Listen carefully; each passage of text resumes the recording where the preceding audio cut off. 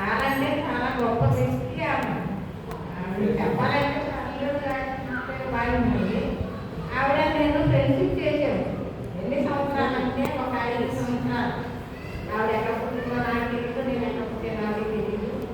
మా మనవాళ్ళ రోజు తీసుకొచ్చి ట్యూషన్ చెప్తున్నాను. అట్లా ఫ్రెండ్లు అయ్యారు. అట్లా 5 సంవత్సరాలు ఫ్రెండ్షిప్ చేసామంటే 5 జన్మలకు సరిపడినంత ఫ్రెండ్షిప్ చేసామంటే మేమిద్దరం కూడా.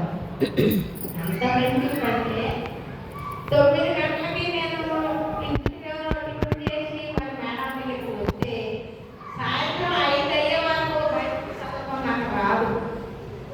అందులో ఏమన్నా కూడా నాకు తెలియదు.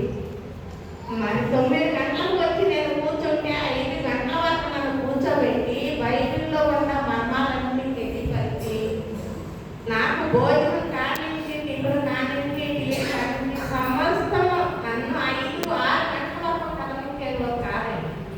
అంత గొప్ప మనిషి ఆవిడ. ఆవిడండి మనిషిగా ఈ భూలోకం దగ్గర దొరకరండి. అలాంటి ఫ్రెండ్షిప్ ఏంటి, ఆ మనిషితనం ఏంటి, ఆ గొప్పతనం ఏంటండి. మనం కూడా క్రైస్తవులే కానీ మనకు అంత తగ్గింపు జీవితము లేదు, అంత ప్రేమించే గుణము లేదు.